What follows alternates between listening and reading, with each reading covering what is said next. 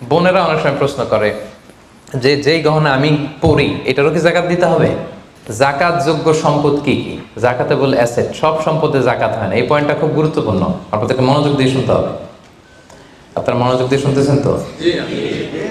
আপনি ধরেন ওই যে উদাহরণ দিয়েছিলাম, গত রমজানের 20 তারিখে নেশা পরিমাণ সম্পদের মালিক হয়েছেন, দেখলেন সারা বছর আছে এই টাকাটা।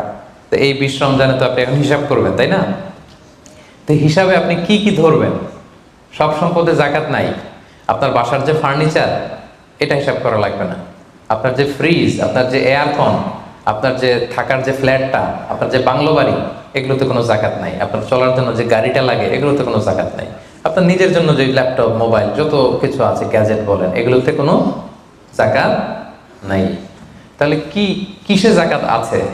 জাকাতেবল অ্যাসেট কি, জাকাতযোগ্য সম্পদ কি, সেটা আমরা শুনি। 1 নম্বর হচ্ছে সোনা রূপা, gold and silver in its any form, যে কোনো ফর্মে, যে কোনো ফর্মে। এটা জুয়েলারি হোক, অর্নামেন্টস হোক, এটা বার হোক, বিস্কিট হোক। অনেকে গোল্ডের বার কিনে না, দেখবেন 999 ফাইনেস্ট গোল্ড, একেবারে খাপটাত নাই, 24 ক্যারেটের গোল্ড, 999 লেখা থাকবে এটার উপরে চকচকে, আপনার গোল্ডের বার, গোল্ডের বিস্কিট। অনেকে শখ করে গোল্ডের প্লেট টেট তৈজসপত্র এগুলো কিনে। হ্যাঁ, স্বর্ণের ঘড়ি অনেকে কিনে। পুরুষের জন্য কিন্তু স্বর্ণের ঘড়ি আংটি কোনোটাই পরা বৈধ না। কিন্তু যদি কেউ কিনে, স্বর্ণের কলম আছে, শখ করে কিনে, অনেকে টাকা রাখার জায়গা পায় না, তো ভাবে যে একটা কলম কিনে ফেলি স্বর্ণের, তারপর স্বর্ণের ঘড়ি, স্বর্ণের এই সেই। তো এরকম জুয়েলারি বলেন, তৈজসপত্র বলেন, যা যা আছে আপনার সব হিসাব করতে হবে in its any form. Gold and silver, এটা জাকাতেবল অ্যাসেট। বোনেরা অনেক সময় প্রশ্ন করে যে যেই গহনা আমি পরি এটারও কি জাকাত দিতে হবে? ইখতিলাফপূর্ণ মাসালা, বিশুদ্ধ মত হচ্ছে দিতে হবে। 3 মাযহাব বলছে দেয়া লাগবে না, ইমাম আবু হানিফা বলছে দেয়া লাগবে, এবং আবু হানিফা রাহিমাহুল্লাহর কথাটাই ভ্যালিড, বেশি যুক্ত। সুনানে আবু দাউদের হাদিস, আম্মা জান আয়েশা রাদিয়াল্লাহু তাআলা আনহা স্বর্ণের বা রূপার একটা আংটি পরে আছেন। রাসূল সাল্লাল্লাহু আলাইহি ওয়াসাল্লাম বলেন জাকাত দিছো? আম্মা জান বলেন না, এটা পড়ছি যাতে আপনার সামনে আমি আমার সৌন্দর্য বাড়াতে পারি। রাসূল সাল্লাল্লাহু আলাইহি ওয়াসাল্লাম বললেন হাসবুকি মিনান নার, জাহান্নামে ঢুকাতে এটাই যথেষ্ট। সাথে সাথে জাকাত দিয়ে দিলেন আম্মা জান আয়েশা। তো আম্মা জান আয়েশা তো এটা পরিহিতা ছিলেন, কি বলেন। আরেক নারী আসলেন তার মেয়েকে নিয়ে, হাতে 2টা স্বর্ণের চুড়ি।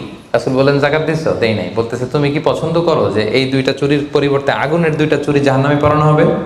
ওই মহিলা ভয়ে তাড়াতাড়ি খুলে দিচ্ছে, রাসূলুল্লাহ নেন, পুরোটাই দিয়ে দিলাম। তো এই হাতের বালাও কিন্তু ওই মেয়ে হাতে পড়া ছিল, তাই না? এতে করে বোঝা যায় যেই জুয়েলারি আমার বোনেরা আপনারা ইউজ করেন সেটারও জাকাত দিতে হবে, সেটারও জাকাত দিতে হবে। আপনার সিন্ধুকে থাক, গলায় থাক, আপনি সব কাউন্ট করে জাকাত দিবেন। তবে আপনি বিক্রয় মূল্য হিসাব করবেন, কারণ আপনি 1 লক্ষ টাকা দিয়ে একটা নেকলেস কিনছেন, বেচতে গেলে কি 1 লক্ষ পাবেন? কথা বোঝেন নাই? পাবেন? এটার সাথে খাদ আছে, এটার মেকিং চার্জ আছে, জুয়েলারি দোকানেরও একটা মেকিং চার্জ রাখে। তো আপনি যখন আপনার নেকলেসটা বিক্রি করতে যাবেন, ওরা 20% কাট করে দিবে। 1 লক্ষ টাকার নেকলেস আপনি দোকানে বেচতে গেলে কত টাকা পাবেন? 80,000টা হিসাব করবেন, বিক্রয় মূল্য ধরতে হতো। তো তাহলে সম্মানিত ভাই এবং বোনেরা, জাকাতেবল asset 1 number gold and silver. 2 number হচ্ছে ক্যাশ। ধরেন আজকে আমি আমার জাকাত হিসাব করতে বসছি, তো আমি দেখতেছি যে আমার স্বর্ণ টর্ণ কি আছে না আছে, আমি হিসাব করতেছি। স্বর্ণের পালা গেল, এবার আমি হিসাব করবো আমার ক্যাশ কোথায় আছে, পকেটে কত, ওয়ালেটে কত, ড্রয়ারে কত, ব্যাংকে কত, কারেন্ট অ্যাকাউন্টে কত, ফিক্সড অ্যাকাউন্টে কত, সেভিংস অ্যাকাউন্টে কত, যত জায়গায় আপনার যত ক্যাশ ফর্মে টাকা আছে এটা আপনি হিসেব করবেন। এগুলো জাকাতেবল অ্যাসেট। আরও কিছু সম্পদ আছে, এগুলো ক্যাশ না, তবে ইজিলি লিকুইডেট করা যায়, চাইলে টাকা বের করে আনা যায়। যেমন প্রাইস বন্ড অনেক কিনে রাখে না, আমাদের ডাক বিভাগের সঞ্চয়পত্র আছে না, এগুলো ফিক্সড ডিপোজিট, অনেকে ইন্স্যুরেন্স করে, লাইফ ইন্স্যুরেন্স। এগুলো চাইলে আপনি টাকা বানাতে পারেন। তো এটা অনেকে বলে হুজুর এটা তো ম্যাচিউরড হয় না, কিভাবে করব? এটা ব্যাংকে আপনি নক দিলে ওরা স্টেটমেন্ট দিবে যে আজকে এই ডিপোজিটটা ভাঙালে কত পাবেন, একটা স্থিতি দেখাবে, এটা আজকের স্টেটমেন্ট। ওই স্টেটমেন্ট আপনি বের করে নিয়ে আসবেন যে আজকে 20 রমজানে যদি আমি এটা ভাঙ্গাই তো আমি পাবো এত, তাহলে এটার মালিক আপনি, এটা আপনি যোগ দিবেন। তাহলে বুঝতে পারছেন এটা? এগুলো জাকাতেবল অ্যাসেট। আচ্ছা গেল। এরপরে ব্যবসার সম্পদ, উরুদ উত্তেজারা, যত ব্যবসার সম্পদ আছে এটা কিন্তু আপনি জাকাতে হিসাব করবেন। উদাহরণ দিই, একজন বিস্কিট ফ্যাক্টরির মালিক, উনি বিস্কিট বিক্রি করে। তো আজকে আমি যে জাকাতের হিসাব করতে বসছি, আমি আমার কোম্পানিতে ফোন দিয়ে আজকে কত carton biscuit ready to sell, কত কার্টুন, ধরেন 50,000 পিস, তো এটার দাম কত, বিক্রয় মূল্য আমি যোগ দেব। তারপরে বিস্কিট বানাতে যে র মেটেরিয়াল, হ্যাঁ, গম লাগে, সুগার লাগে, ইত্যাদি ইত্যাদি যা লাগে, এগুলোর যে প্রাইস, এটা আমি, জি, এটাও আমি যোগ দেব। ওখানে ধরবো না কি, ওখানে ধরবো না হচ্ছে যেটা ফিক্সড অ্যাসেট। ব্যবসার ক্ষেত্রে ফিক্সড অ্যাসেট ধরতে হয় না। যেমন ধরেন আপনার ফার্নিচার বা কারো বিস্কিট ফ্যাক্টরি, তার ফ্যাক্টরির যে জায়গাটা, এটা আসবে না। মেশিনারি, যে মেশিনে করে বিস্কিট বানায়, ওইটা আসবে না। তারপরে ধরেন এটা লরি ট্রাকে করে বিভিন্ন জায়গায় আমি পাঠাই আমার প্রোডাক্টগুলো, এই যে ট্রাকের দাম টাম, এগুলো কিন্তু ধরা হবে না। এগুলো ফিক্সড অ্যাসেট, মেশিনারি ধরতে হয় না। শুধু প্রোডাক্ট রেডি টু সেল অথবা র মেটেরিয়াল, এগুলো ধরবো। শেয়ার বাজার আছে, অনেকে শেয়ার কিনে, এটাও আপনি ধরবেন। ওই দিন আপনি হিসেব করবেন। শেয়ার দুই ধরনের, একটা আছে আপনার প্রাইমারি, একটা নেট ভ্যালুয়েশন করা হয়, পরে এটা একটু দাম বাড়লে অনেকে দেখবেন যে সারাদিন দেখতে থাকে দাম বাড়লো না কমলো, সেকেন্ডারি মার্কেটে এটা সেল করে দেয়, আছে না? তো এটা আজকের দিনে আমার এই শেয়ারটা সেল করলে কত প্রাইস পাবো, ওই প্রাইসটা আমি যোগ দিয়ে দিব। ওকে, আচ্ছা গেল। আরেকটা আছে কোম্পানির শেয়ার কিনে অনেকে, ধরেন বিশাল বড় বাংলাদেশে বড় কোম্পানি, বেক্সিমকো কোম্পানি, তারপর ওই কোম্পানি, এটার আপনি শেয়ার কিনবেন, লং টার্ম ইনভেস্টমেন্ট শেয়ার থাকে, ওইটা কিভাবে ধরবেন? ওইখানে কোম্পানির অ্যাকাউন্টসে আপনি নক দিলে জাকাতেবল অ্যাসেট কত আছে এটা ওরা বলে দিবে। বড় কোম্পানিগুলোতে ম্যাক্সিমাম 40% জাকাতেবল অ্যাসেট থাকে। এই যে লিস্টগুলো আপনাকে শোনালাম, এগুলো হচ্ছে জাকাতযোগ্য সম্পদ। আপনার এগুলোর উপর জাকাত আসে। আজকে 20 রমজান, আমার 1 বছর হয়েছে, এগুলো সবগুলো আমি যোগ দিব। তাহলে জাকাতযোগ্য সম্পদ কি, মোটামুটি একটা ধারণা পেয়েছি না? পেলাম। এবার সহজে জাকাত কিভাবে হিসাব করব? অর্ধেক তো হিসাব করেই ফেললাম, কি বলেন? এই যে লিস্ট করে করে স্বর্ণ, ক্যাশ, ডিপোজিট, সঞ্চয়পত্র, আমার শেয়ার বাজার, আমার ইনভেস্টমেন্ট, আমার ডিপোজিট, আমার এটা এটা এটা করতে করতে করতে করতে বিশাল, ধরেন একটা উদাহরণস্বরূপ বলি যে ধরেন 20 লাখ দাঁড়ালো আমার, 20 লাখ টাকা, স্বর্ণের দাম সহ ইত্যাদি সহ সবসময়। এবার হিসাবটা কিভাবে করব? হিসাবটা খুব সহজ। আমার জাকাতেবল অ্যাসেট আমি সব হিসাব দিয়ে পাইলাম কয় লাখ টাকা? 20 লাখ। এবার আমার যদি ঋণ থাকে, আমি ঋণটা এখান থেকে বাদ দেব। আমরা শুরুতে বলছিলাম এক ধরনের ঋণ আছে একবারে দিয়ে দিতে হবে, এরকম একবারে ঋণ দেওয়ার যদি আমার কিছু থাকে, ওইটা আমি বাদ দিব। ধরেন আমার একবারে ঋণ দেওয়ার আছে 5 লাখ টাকা, যেটা আমাকে একবারই পরিশোধ করতে হবে অল্প কিছুদিনের মধ্যেই, তাহলে এটা আমি বাদ দিতে পারবো। তো 5 লাখ টাকা যদি 20 লাখ টাকা থেকে বাদ দিয়ে কত থাকে? 15 লাখ। এরপর আমি বলেছিলাম যে কিস্তিতে যে ঋণগুলো থাকে সেক্ষেত্রেও আমি বাদ দিতে পারবো ম্যাক্সিমাম 1 বছর, 12 মান্থস।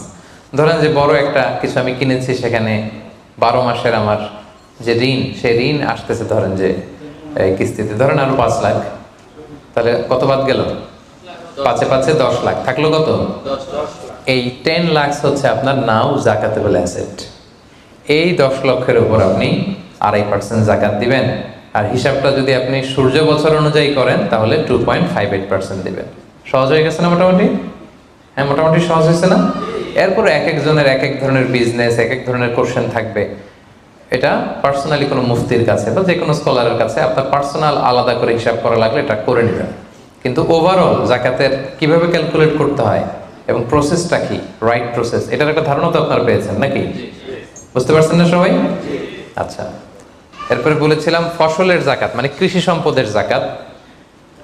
কিছু চাষ করলেই জাকাত দিতে হয় না, এটার একটা নিসাব আছে। সেটা হচ্ছে কমপক্ষে 18 মণ। কমপক্ষে কয় মণ? 18 মণ।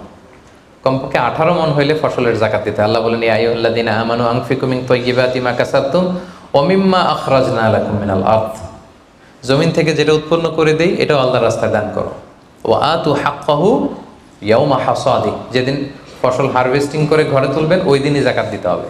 মজার ব্যাপার হচ্ছে ফসলের ক্ষেত্রে বা কৃষিজ পণ্যের ক্ষেত্রে কিন্তু 1 বছর অপেক্ষা করা লাগে না। এর আগে টাকা পয়সা, স্বর্ণালঙ্কার, এগুলো 1 বছর আছে কিনা দেখতে হয়। কিন্তু যারা কৃষি কাজ করে ফসলের ক্ষেত্রে 1 বছর তো 1 বছর নাই, ফসল যেদিন কাটবেন ওই দিনই ফসলের জাকাত। তো ফসলের জাকাতের জন্য 1 বছর ওয়েট করা লাগে না। তো আপনি নিজে ধরেন ধান খাওয়ার জন্য আপনি ফসল করছেন 10 মণ, ওটার জাকাত দেওয়া লাগবে? বুঝে থাকলে উত্তর দেন। 10 মণ ধান আমি করেছি, কেন লাগবে না? 18 মণ হয় নাই। দেখেন শরীয়ত কত সুন্দর, কিছু আপনি করলেই যাকাত দিতে বলে নাই।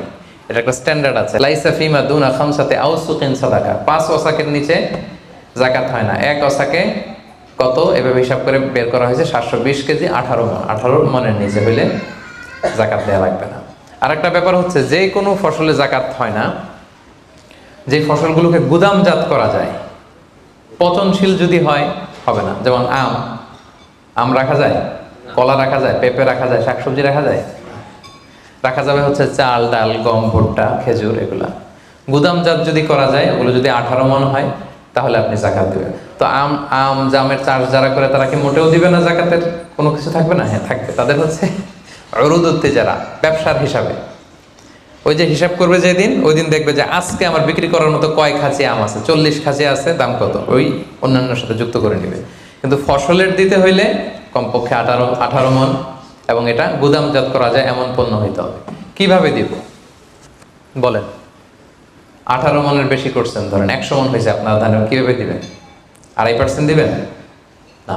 ফসলের যাকাতের হিসাব হচ্ছে ওশর আর নিসফে ওশর। আরবি বুঝতে যদি কষ্ট হয়, সহজ করে বলি, 10% আর 5%। ফসলের যাকাত হচ্ছে ভাই 10% আর 5%। 10% আরবিতে বলে ওশর। কখন 10%? যখন এটা ইরিগেটেড ল্যান্ড হয়, আল্লাহর দেয়া বৃষ্টির পানিতে চাষ হয়ে যায়, আপনার আলাদা করে সেচ দেয়া লাগে না, আল্লাহর দেয়া বৃষ্টিতেই হয়ে যায়। এটা হচ্ছে কস্ট ফ্রি কাল্টিভেশন, আপনার খরচ টরচ নাই, আল্লাহ বৃষ্টি দিছে, ধান বুনে দিছেন, হয়ে গেছে। এটা 10% দেবেন। 100 মণ হইলে 10 মণ। আরেকটা হচ্ছে আপনার সেচ দেয়া লাগে, এটা হচ্ছে কস্ট বেসড ইরিগেট কাল্টিভেশন। আপনার সেচ দেয়া লাগে, কীটনাশক দেয়া লাগে, রাসায়নিক সার দেয়া লাগে, নিড়ানি দেয়া লাগে, এই করা লাগে, সেই করা লাগে, আপনার খরচ বেশি। ওইখানে 10% না, ওখানে দেবেন কত পার্সেন্ট? 5%। 100 মণ ধানে কয় মণ দেখছেন? তার মানে দা more you cost the less you pay, the less you cost the more you pay। সুবহানাল্লাহ। এখন যদি বলেন হুজুর আমার তো কিছু বৃষ্টির পানিতেও হয়, আবার আমিও কিছু পানি দেই, এখন কি করবেন বলেন দেখি, কে বলতে পারে? 7.5% দিবেন? এই তো ব্যবসায়ী হইলে কি সুবিধা। তখন আপনি মাঝামাঝি দিবেন, যেহেতু বৃষ্টির পানির ফ্যাসিলিটিও আপনি পেয়েছেন, আপনারও পানি শেষ লাগছে, দুইটা যেহেতু, তাহলে 5 আর 10 এর মাঝামাঝি কত? 7.5। তো আপনি তখন 7.5% দিবেন। এটা হচ্ছে বিশাল আলোচনারে এক নির্যাস আমি আপনাদেরকে শোনালাম। চলে গেল কৃষি সম্পদ। এবার পশু সম্পদের যাকাত কিভাবে দিবেন? পশু সম্পদের যে লিস্ট, এটা আমাদের জন্য অ্যাপ্লিকেবল না। 40টা ছাগল হলে একটা ছাগল বছর শেষে, 30টা গরু হলে বছর শেষে, 5টা উট হলে, এটা আমাদের জন্য অ্যাপ্লিকেবল না। কারণ পশু সম্পদের যাকাত যদি দিতে হয়, শর্ত হচ্ছে এটা সাএমা হইতে হবে। সাএমা মানে পশুগুলা বনে বাদারে যে ঘাস লতা পাতা নিজেই খেয়ে আসে, এটার কোনো খাওয়ানো টাওয়ানো লাগে না। কিন্তু আমাদের যে পোলট্রি শিল্প, আমাদের যে গরুর ফার্ম, এটাতে ফ্যানের নিচে রাখতে হয়। অস্ট্রেলিয়ান গাভী যারা পালে দেখবেন উপরে ফ্যান, যে দারোয়ান ওর ফ্যান নাই, কিন্তু গরুর উপরে ফ্যান, কারণ এই বাতাস না খেলে ওটা বাঁচবে না। ওইটারে ইঞ্জেকশন দিতে হয়, ওইটারে এই দিতে হয়, ওইটার ভুসি খাওয়াও, ওইটারে এই খাওয়াও। তো এই পোলট্রি শিল্প, হ্যাচারি শিল্প, দুধের বিজনেস যারা করে, তাদের আসলে রাসূল সাল্লাল্লাহু আলাইহি ওয়াসাল্লাম যে পশু সম্পদের যাকাতের যে লিস্ট বলেছেন, ওইটার আওতাভুক্ত হবে না। তো তারা কি কোনো যাকাত দিবে না? দিবে। ওই যে উরুদুত্তি যারা ব্যবসায়ের পণ্য হিসেবে, আমি দুধ বিক্রি করি, সো আজকে যখন আমি হিসাব করব, আমি দেখবো যে আমার কত লিটার রেডি টু সেল, জানলাম যে 300 কেজি আজকে আমার দুধ আছে, এটা বিক্রি হবে, এটার দাম কত, এটা আমি যোগ দিয়ে দিব। যাকাতে বলে অ্যাসেট যত আছে এগুলোর সাথে যোগ দিয়ে হিসাব করবো। বুঝতে পারছেন? সহজ হয়ে গেল না? তো যাকাতটা আমরা প্রোডাক্টিভ ওয়েতে দিব। দুইভাবে দিলেই আদায় হয়। একটা হচ্ছে আপনার রেগুলার যে নেসেসিটি, এগুলো পূরণের জন্য যাকাত দিলেও হবে। যেমন খাওয়া নাই, তো আপনি খাবার কিনে দিলেন, জামা নাই, জামা কিনে দিলেন, চিকিৎসার অভাব, অসুস্থ, আপনি ওষুধ কিনে দিলেন, আদায় হবে। কিন্তু একটা দারিদ্র বিমোচন হবে না? হবে। আজকে আপনি কিছু খাবার দিলেন, ও খেয়ে কালকে আবার ওদিকে যাকাতের লাইন, ওদিকে যে দাঁড়াবে, কি বলেন? এরপরের দিন শুনবে যে ওইখানে নাকি শাড়ি দিবে, ওইখানে যাবে। আপনি যদি পার্মানেন্ট সলিউশন করার ট্রাই করেন, এইটা হচ্ছে সবচাইতে ইফেক্টিভ, সবচাইতে প্রোডাক্টিভ। তো সেটার জন্য কোনো ফাউন্ডেশনের আন্ডারে, কোনো বোর্ডের আন্ডারে যদি করা যায়, বা আপনাদের মতো বিজনেস ম্যাগনেট যারা আছেন, আপনাদের যদি কোনো যাকাত ম্যানেজমেন্ট এরকম বোর্ড থাকে, আপনারা যদি করতে পারেন, আপনারা আপনাদের এলাকায় আপনারা চাইলে এভাবে দারিদ্র্য বিমোচন করতে পারবেন। তবে এটার জন্য শর্ত হচ্ছে মনিটরিং করা লাগে। ধরেন আপনি একজন মহিলা সেলাই করতে জানে, তাকে সেলাই মেশিন কিনে দিলেন। একজন গরু পালতে চায়, গরু কিনে দিলেন। অস্ট্রেলিয়ান গাই কিনে দিলেন 2টা, এটার দুধ বিক্রি করে ফ্যামিলিটা মোটামুটি চলতেছে। এদের এক ছেলে আছে, সে সিএনজি চালাতে জানে, তো একটা সিএনজি কিনে দিলেন। এলাকায় সিএনজি চালায়, অটোরিকশা চালায়, ভ্যান চালায়, তার ফ্যামিলিটা চলবে না মোটামুটি? সে আর অন্য জায়গায় যে জাকাতের টাকা চাইবে?